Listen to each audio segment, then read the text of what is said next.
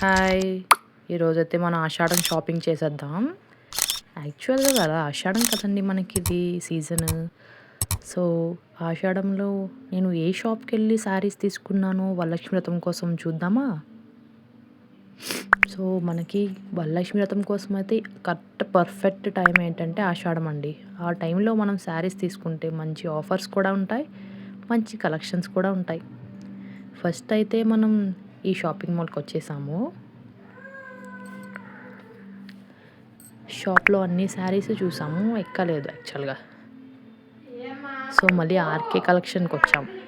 మాకెప్పటినుంచో తెలిసిన స్టోర్ ఇదే అనుకోండి. సో, ఇప్పుడు ఆర్‌కే కలెక్షన్స్‌కొచ్చి చూసాము. నచ్చింది శారీస్ తీసుకున్నాం.